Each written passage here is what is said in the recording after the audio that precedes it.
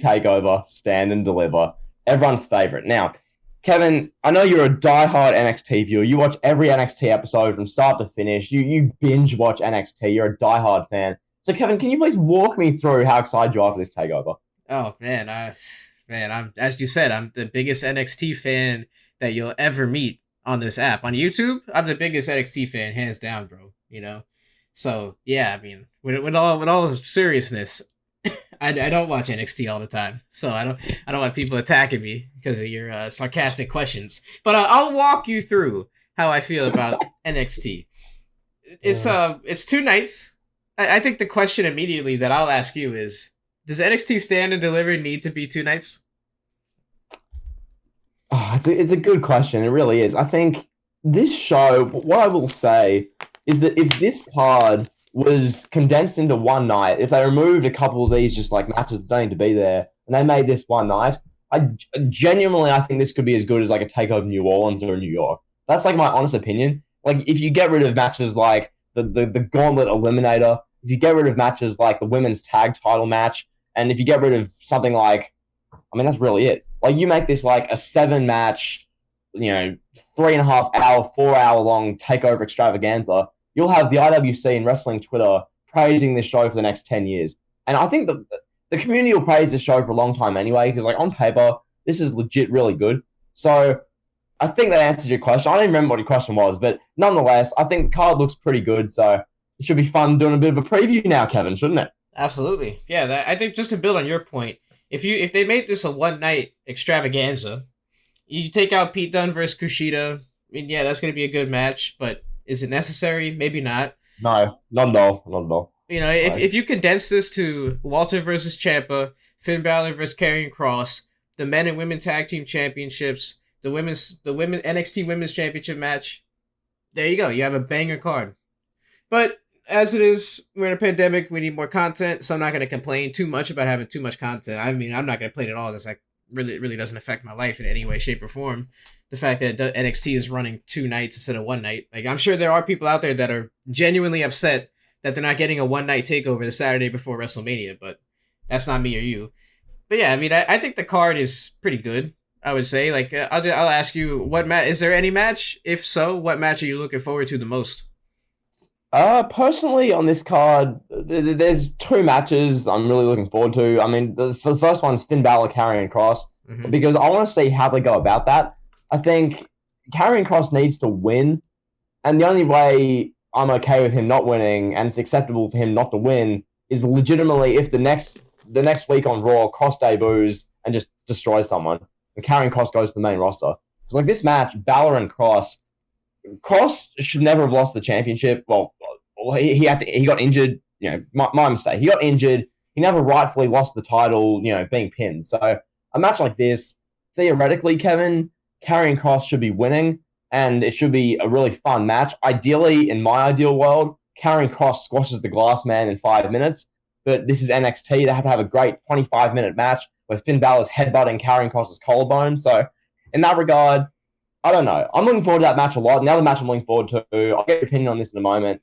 Adam Cole, Kyle O'Reilly. Now, I'm not that, infatuated with the storyline. I'm not like these people on wrestling Twitter who legitimately post, RIP Undisputed Era, hashtag gone too soon, with pictures of, the Undisputed Era together and talk about how great the Undisputed Era was. Like, I'm not that big a fan of it. I'm not going to act and fake as though I am.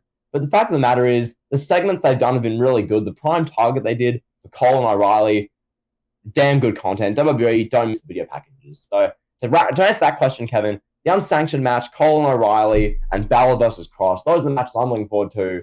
What about you, Kevin Powell? Damn, Powell, walk me through what you're looking forward to, pal. To be different than you, I'm looking forward to Walter versus Ciampa. I genuinely am. I think that match is going to be a very physical match. Tommaso Ciampa looks old, bro. Dude looks like he's aged like 15 years in quarantine. I don't know what happened, but dude's 35. I don't know how. Yeah, he looks like he's like 50, but that's neither here nor there. It's going to be a really good match. Walter, I haven't seen him have a bad match yet since he's come to WWE. I don't know what he's done really on the indie scene. And Ciampa doesn't really have a bad match with anybody, so I think that's going to be really good. Do I care about the UK Championship? Not really. I don't watch NXT UK. I don't think there's anything wrong with that. Like, it's not really made for people in America to watch. It's made for the UK. Shocker. I am looking forward to Io Shirai versus Raquel Gonzalez as well. I think that's going to be a really good match as well. I don't know if Raquel Gonzalez is going to win. We'll talk about that in a moment, but there is some intrigue there because she seems to be on the similar path as Rhea Ripley was when Rhea Ripley won the I don't even know what they call it, bro. The tournament for the number one contenders spot. I don't know, but whatever. She's following the same path as Rhea Ripley. And Io Shirai, she's had a long title reign. She's been great as a champion, but I'm looking forward to see how those two interact, the clash of styles. But yeah, I mean, and then I'm obviously looking forward to Kyle O'Reilly and Adam Cole. I've seen their, like, one of their Ring of Honor matches. They have good chemistry. They're really good friends. NXT's telling a really good story, so I'm curious to see how they have this PG unsanctioned match. Yeah, and the other match I want to mention, the ladder match for the Cruiserweight title, I think that one deserves some, notoriety. I think Devlin and Escobar is fantastic. Like, that dude is Andrade with charisma. So, like, in that regard, I think that match should be just phenomenal. I think the fact that they're doing a ladder match, that makes it better as well. It's not just going to be a 15-minute, thigh-slapping Cruiserweight, kerfuffle, debacle type. The type of Cruiserweight match you usually get, which is 15 minutes of dudes flipping around doing trapeze access circus. It's not just going to be that. Well, it probably will be, but they'll have ladders involved, so it'll be more fun. So that match deserves a bit of notoriety. I think now we'll just cut through all this stuff. We'll go through like the predictions, what we think of each match, etc. So, any place you want to start us off, Kevin? Any match you want to talk about first? Yeah, let's talk about night one. Might as well. Let's just run through night one real quick. We'll talk about the tag team championship match. This is the first time in a few takeovers that the tag team titles have been defended. It's a triple threat match. You have MSK versus the Grizzly Young Veterans versus the Legado del Fantasma. What do you have to say about this one? Let's start there. Look, I want to genuinely echo the sentiment that the tag team division in NXT has been largely garbage for the past 13 months. I remember Takeover Portland, there was the Broserweights against UE, and that was like a genuinely really good match. The tag team titles felt legitimately important. They had prestige because they weren't really changing hands much, so it featured a lot. Now, in the past 13 months, the tag titles have been, irrelevant, redundant. They're good words to use. Lorcan and Birch held them for 6 months. I forgot who the champions were legitimately for about last 4 months. So they vacated the titles because of an injury. Now we have this match. These three teams, personally, I think it'd be cool if Legado del Fantasma wins, just so we can have the shot of Escobar with the Cruiserweight title and then Mendoza and Wilde with the tag titles. I think that'd be cool. But realistically, I think MSK will be winning this match just because they're the chosen ones in NXT at the moment. They're the tag team Triple H likes most. I can picture Triple H, there's a picture of him halfway through the show in gorilla position doing his famous Triple H point to Wesley and Nash Carter as they're holding the tag titles. I can picture that. So, yeah, I think MSK get the win here. Grizzly Young Veterans, I'm not the biggest fan of them. They're just bland to me. Their promos are just so generic. So that's me. What do you think? It's funny you mentioned the Triple H pose. As Cody famously said, we got to make Triple H look tall, pal. So we'll see how that goes. But yeah, MSK, they're probably the right picks here. They're the flavor of the month. I think it's quite obvious. Yes, the Legado del Fantasma, that would be very cool. The Grizzly Young Veterans, like you said, they're charisma vacuums. I don't know if anybody really wants to see them win. And MSK came in with this hype from Impact. They came from Impact, so people love them. They're perfect for the NXT crowd. They're somebody that could potentially bring charisma, bring the tag team division back from the shambles that it once was in. Like you said perfectly, the NXT tag team division has just been irrelevant. Nobody's talking about the NXT tag team division. So I think MSK can potentially bring it back. But yeah, anything else you want to add about the tag team title match? I just want to bury Grizzly Young Veterans a bit more. This team, you can tell they try to make them just these edgy mic workers. They cut these promos. You have James, Zach Gibson's Zach Gibson comes out being I'm sick of this injustice. We deserve to be tag champions. We're from the UK. It's just I watch their promos and think, yes, compared to everyone else in NXT, these are good promos. But that's like saying, take a running race, for example. This team finished 74th. This person finished 74th. They're better than the people who finished 89th, 112th, and 140th. Therefore, they're good. like, no, just because they're better at cutting promos than the people who just are inept at it doesn't make them great promo workers. Okay, I wanted to get that in there. I just felt the need to bury this team a bit more, but nonetheless, anything else about the tag match, Kevin, before we move on? No, I'm gonna move on to the next match. So let's go. Pete Dunne versus Kushida. I'll be honest, I don't really know the story that they're going for here with this. Do you have any insight on the story? Because I'm just looking at it. The story is that it's going to be a great match. There's your story. That's what I was thinking, but you said it, not me. So to predict this, there's no real stakes. So does a winner even matter? Is the winner going to be jockeying for position amongst the clouded North American Championship scene? Is that what's going to happen? Is Kushida going to win and challenge Johnny Gargano again? Is Pete Dunne going to win and lose to Johnny Gargano in the way, pal? There's no stakes, so I don't know what's going on here. Like you said, it's just going to be a good match, and that's fine. There's nothing wrong with that.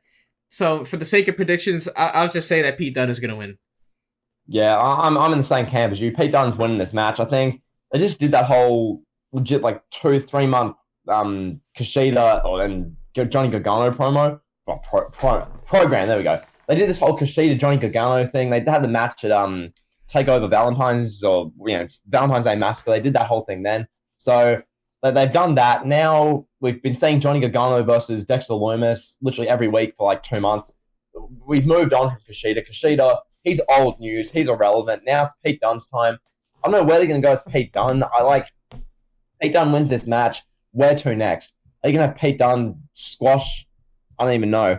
We're going to have Pete Dunne versus LA Knight for the North American title. I don't know where they're going to go with this. I think Pete Dunne's winning this match. So I think that's all the time we need to give this just random filler great match on night one, Kevin. Absolutely. So let's talk about the 6-man Gauntlet Eliminator match to determine the number one contender for the NXT North American Championship on night 2. Wow, that's a mouthful. This is the clouded North American Championship scene that I was talking about here. I mean, you got Leon Ruff, Isaiah Swerve Scott, Bronson Reed, Cameron Grimes, Dexter Lumis, and LA Knight. After saying all those names back, I'm guessing LA Knight's going to win. He's the new guy in town. Coming, again, another talent from Impact coming to NXT. NXT Impact, pal. So, what do you think, bro? I say LA Knight. Yeah, legit. I mean, the cast of wrestlers in this match, it's such an interesting group. This is the NXT North American title picture, I guess.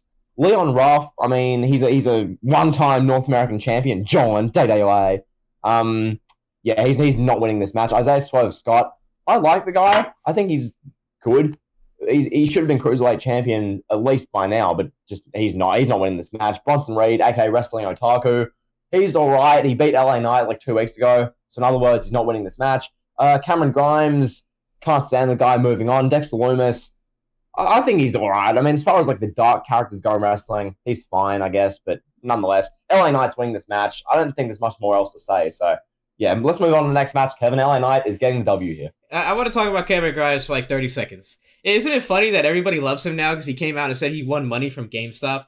I don't understand the Cameron Grimes love all of a sudden, but whatever. Well, it's one of these things. You talked about it with The Miz and how no one cared for him until literally 2016. Then he cut with one promo. Now everyone just loves him. It's legit the same thing with Cameron Grimes. Almost part and parcel. Grimes is irrelevant. No one cares about him. He's a channel changer every time he's on for a year and a half. Then all of a sudden he cuts a promo saying that he became rich due to stocks. And now it's oh wow. Oh yeah, wow. Oh, Cameron Grimes. Damn it, pal. Bro. Yeah, he dropped these cringe music videos and people are praising it, but that's enough about Cameron Grimes. Let's talk about the NXT United Kingdom Championship, pal. Walter versus Ciampa. I talked about this at the top. This will probably be a show stealer on this card. I think if you look at the 5 matches on night 1, this would be the one that's yeah, this is the one we're going to talk about years to come. I don't really know what to expect from this because Ciampa hasn't been on top of his game. He hasn't been on top of his game for the last year and a half, going on 2 years now. And Walter, he's running the NXT UK scene, doing a great job over there. I don't know. I just don't know what to expect. I hope that this match can deliver to the hype. But I don't see any way that Ciampa wins the title. I think this is just a way for WWE to showcase Walter on NXT's biggest stage of the year. I think there's really not much more else to it. Yeah, you make a great point with that because the thing with Ciampa, when I think of modern NXT, by modern I mean the last 5 years, when NXT's been great, like objectively, Champ has been right at the forefront of it, or at least he's been like a main contributor to it. Like 2016, 17, 18, 2019, hell, the first like 2 months of 2020, Champ was like on top of his game, relevant.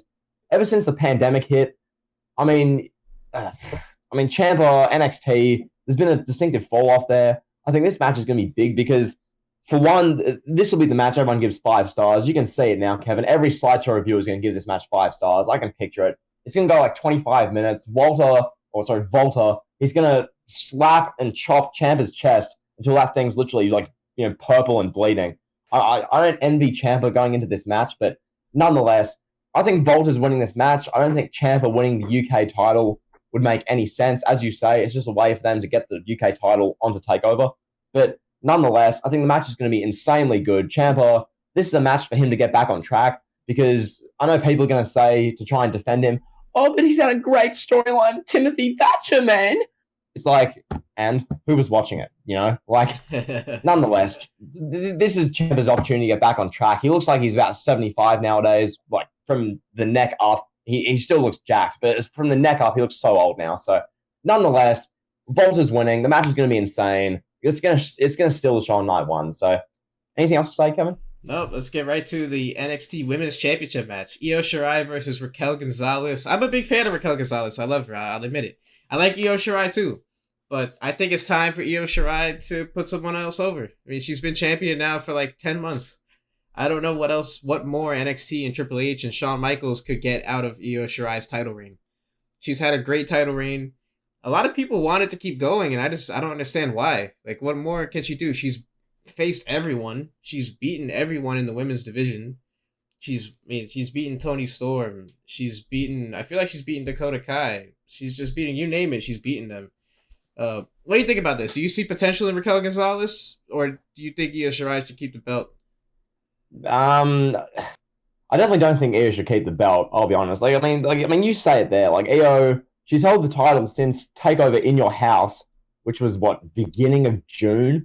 So as of this show, it's going to legitimately be 10 months. So she's held the belt forever. People will just praise her to the moon and back on the wrestling in the community. It's like, fair play. If I just don't see it with Io. It's like, okay, she's a great wrestler.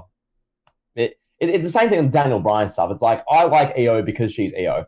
It's like, awesome. I'm genuinely happy you do. But personally speaking, I don't know. So yeah, to answer the question, Raquel Gonzalez, I see her winning, and then maybe Dakota Kai turns on her or something afterwards, something like that. Yeah. I think that makes sense. I feel like they could do some storyline where Dakota Kai, she's like so insecure with herself that she knows that she couldn't beat Io Shirai. Io beat her like twice for the title. So she has to rely upon her muscle, Raquel Gonzalez, to beat Io. And then Dakota Kai can use underhanded tactics to beat Raquel just because Dakota knew she couldn't beat it. They'll do some convoluted story like that. At the end of the day, I see Raquel winning to a close TakeOver night 1. That's what I see. So absolutely. Yeah. I thought NXT was going to put the women's championship on Toni Storm just because, everybody loves her. They should have, but they didn't, pal. Damn it. Yeah, I really don't have to explain why people love Toni Storm. You get it. It is what it is. She didn't win. I really thought she did. I mean, I know. Do you like Toni Storm? That's your favorite wrestler, isn't it? This female wrestler wise, probably, yeah. I'd say so. Why not? Yeah, it's only because she's from Australia, right? Like, there's no other reason. Well, but by that logic, Peyton Royce and Rhea Ripley should be my favorites. I nothing both of them. They are. I thought they were your favorite. No, pal. Just because Rhea Ripley's from God knows how far away. I don't know, just because Rhea Ripley's from the same country as me doesn't mean I'm a fan. Like, I had the whole thing of, they're from your country, therefore you have to like them. No, that's just stereotypical. Like, I don't. How many of WWE's female talent is from Australia? Holy hell! Too many. Like, is Indy Hartwell? Is it Dakota Kai too? She's from New Zealand, so basically, Toni Storm's from New Zealand, but lived on the Gold Coast or whatever. So I don't even know. What is Triple H's obsession with Australian and New Zealand, like Anzac women? Like what is his obsession? Hey, somebody should ask Stephanie, pal. I went to Triple H. Sean, when's our next Australia tryout? We need to get the Iconics. Like, Bruh. Anyways, and answer the question, yeah, I hope Raquel wins, but Io's probably going to win because this is NXT, pal. Damn it.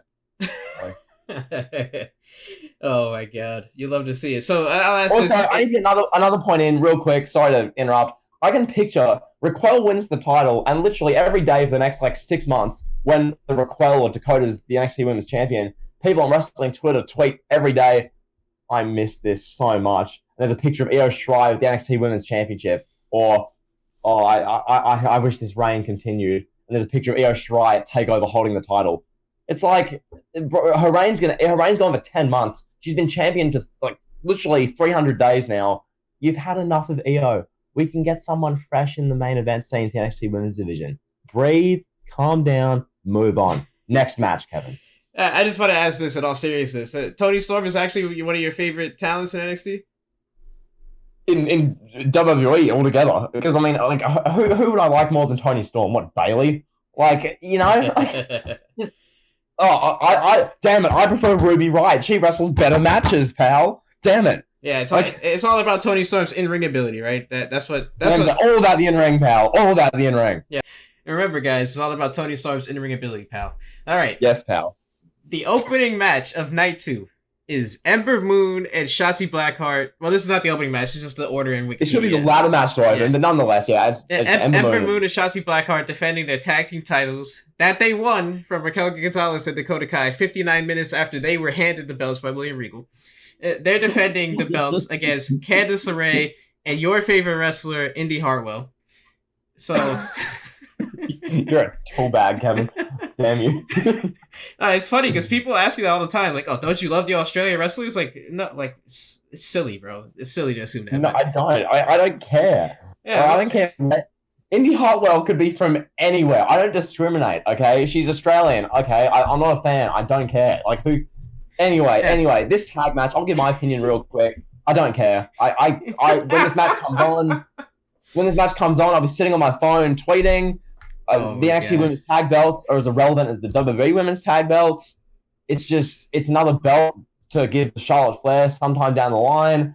Who wins this match? Probably The Way. Knowing NXT, Candice and Indy will hold the women's tag title belts. Johnny Gargano is going to hold the NXT North American title belt. Austin Theory will walk around being like, I've got no belt. I lift weights. And then that would be The Way. So, yeah, that's my preview and predictions. The way will probably win. If they don't, people on Twitter will be like, oh my god, I'm sick of seeing Candice LeRae held down. Candice deserves better. I remember her match in PWG versus Brian Cage. Oh my god. No. Anyway, that's my prediction. What do you think? I seen a video on Instagram the other day of your favorite wrestler, Indy Hartwell. Shut up, Kevin, you clown. She was asking Raquel Gonzalez what it takes to be an NXT Women's Tag Team Champion. She was making a mockery of the entire thing that WWE switched the belts in 59 minutes after creating them. Had 2 champions. I was just like, Indy Hartwell might be my new favorite wrestler right now because of that. It's so funny. But just for that skit alone, I hope Candice LeRae and Indy Hartwell win. I really do. And I don't like Ember Moon or Shotzi Blackheart. I don't understand why people love Shotzi Blackheart. I just don't get it. You can hate me if you want, whatever. I don't care. Like, she's just a girl with green hair. Okay, she drives an army tank. Nice. She's doing DX from 2009. Okay, that's great. That's why Triple H and Sean love her, because it's legit 09 DX. You know? Yeah. Like, jeez, man. 13-year-old me didn't find that funny. Shotzi, get out there in the tank. Sean, hey, Sean's just like us in 1998. Like, yeah, like the 13-year-old me didn't find Slime DX funny. I definitely don't find Shotzi Blackheart entertaining or funny. So, at least Candice LeRae and Indy Hartwell, they have some personality. You know, they can offer something to when they're on screen, when they're standing next to Johnny Gargano. Like, they're the best part about Johnny Gargano and Austin Theory and that whole faction. Because they're actually... Not hard, Kevin. Not hard. Yeah, I mean, true. Yeah, I mean, yeah. Indy Hartwell's taller than Johnny Gargano, for God's sake. You know, I mean, and they're actually kind of funny. Like I said, go watch that skit, people. You'll know what I'm talking about. And Candice LeRae, if for all the charisma that Johnny Gargano lacks, it was all given to Candice LeRae when they got married. Like, I don't even know what happened, but Candice LeRae is way more charismatic than him. So yeah, so I hope they win. I'm going to stop rambling now. Let's look at the unsanctioned match. Adam Cole versus Kyle O'Reilly. This is the most personal feud in the history of Ring of Honor, I've been told. The bloodiest feud. This is going to be the match of the century. You talk about 5 stars. This is the match. This match is going to get 6 stars by Slideshow reviewers. It doesn't matter what they do. It doesn't matter if they have a PG hardcore match like Jon Moxley and Brock Lesnar had at WrestleMania 32, or if they have a blood war.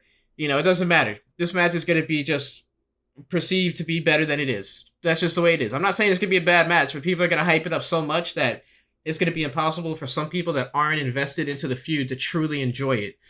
So, yeah, with that being said, I don't really know who wins. I don't know. There's a lot of ways they could go with the story. They could go with Kyle O'Reilly being the babyface chasing the evil heel Adam Cole, or they could just have Adam Cole beat Kyle O'Reilly and move on to the next thing and just go back to the NXT title picture. I don't know. I really don't know how to predict this one.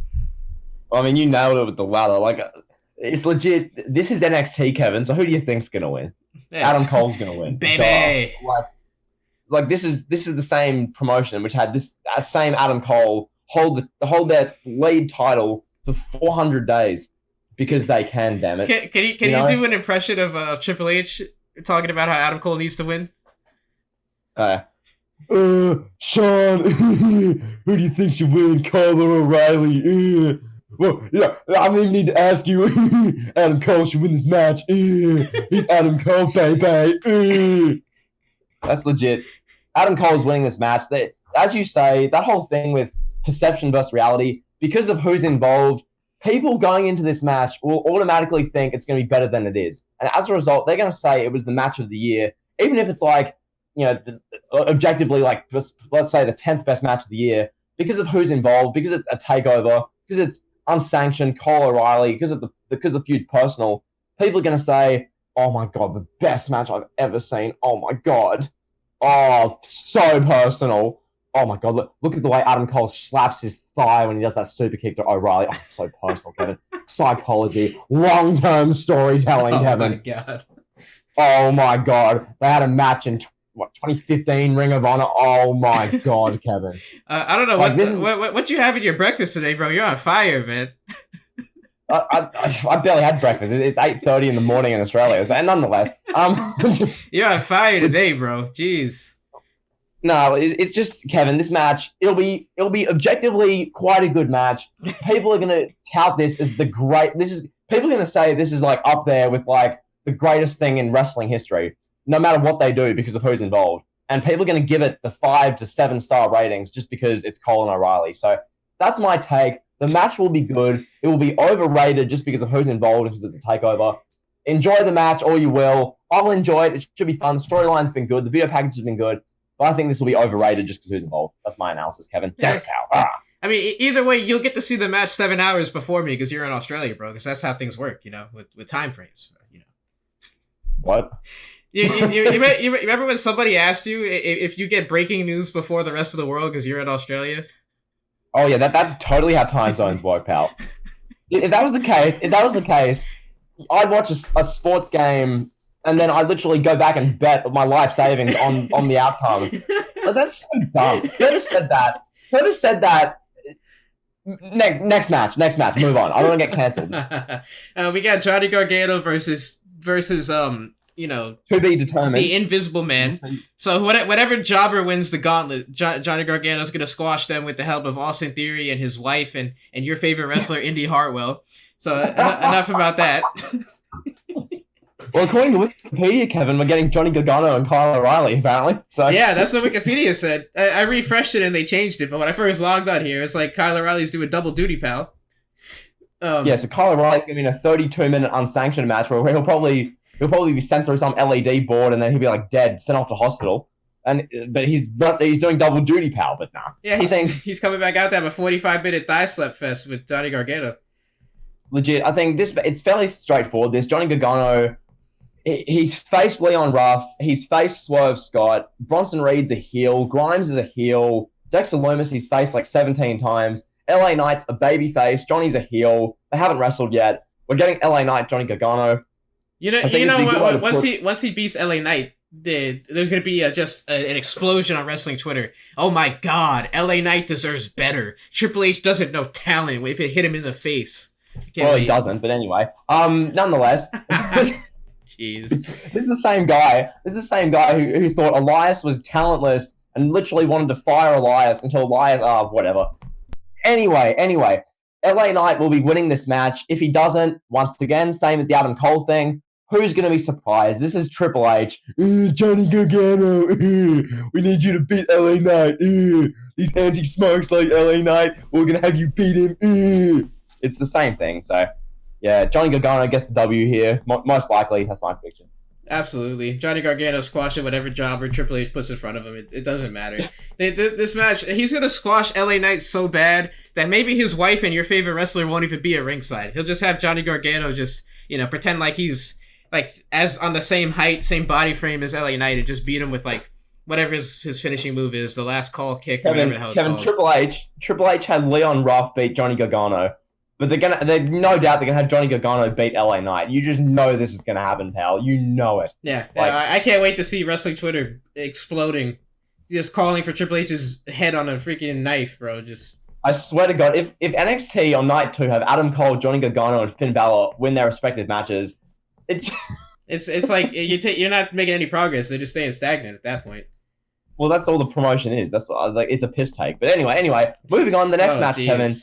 Jordan Devlin and Santos Escobar. I talked about this briefly before. What are your thoughts? It's a ladder match to determine the undisputed Cruiserweight champion as Jordan Devlin, the NXT Cruiserweight champion, defends against Santos Escobar, the interim Cruiserweight champion. There, John. So walk me through this match and how it makes you feel, Kevin. All right, I'll walk you through there, Maggle.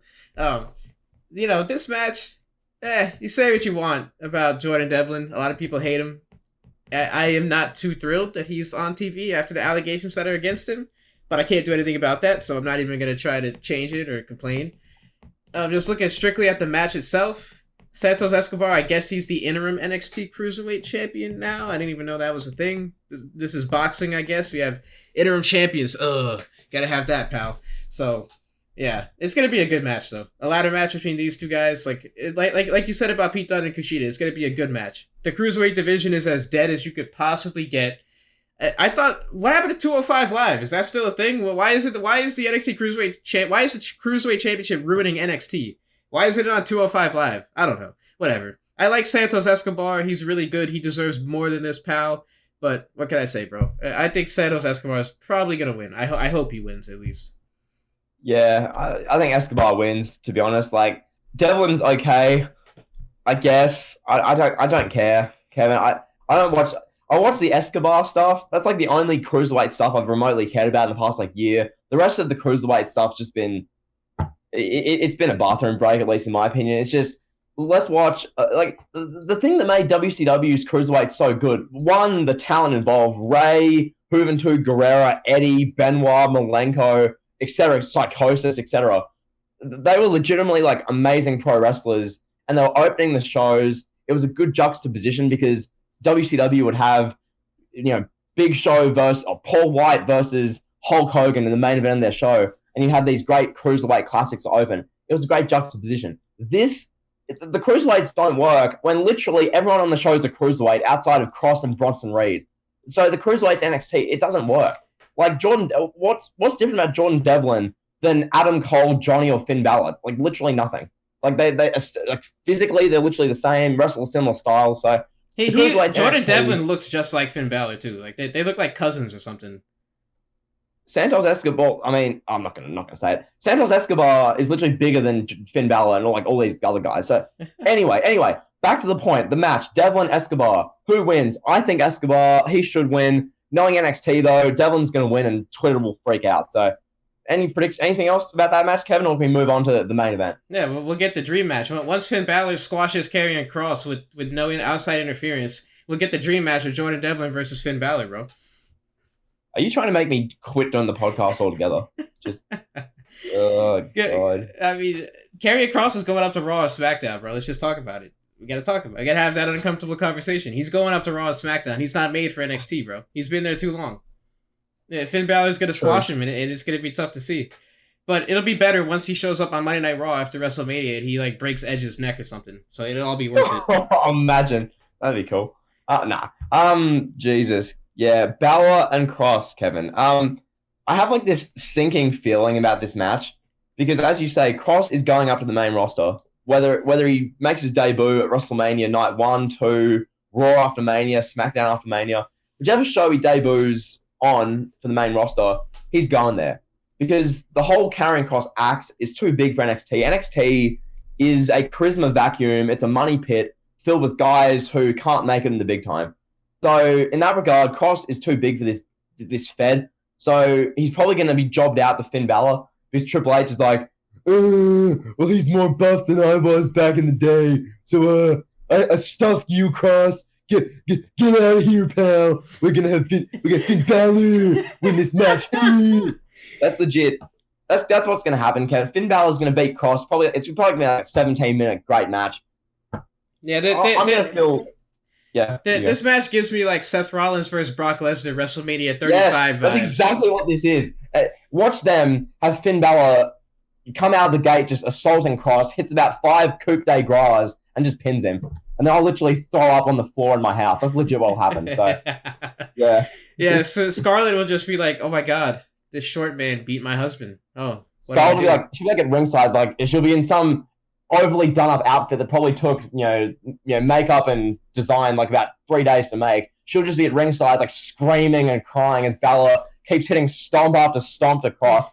Balor's believable moveset, which is consisting of a shotgun dropkick and a reverse bloody Sunday, Kevin. So, yeah, it's going to be something else. I think Balor's beating Cross because it's NXT. Balor, Cole, Gargano have to win their matches. So, yeah.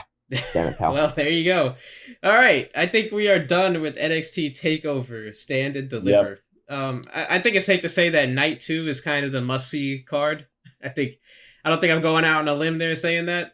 Oh god, no! It's more must see. But after doing that preview, I'm genuinely really worried that they're just gonna have Cole, Gargano, and Balor win. Cross will be jobbed out. It's just gonna be, I don't even know. I'm now more worried after doing this preview. So, yeah. And any other words, Kevin? No.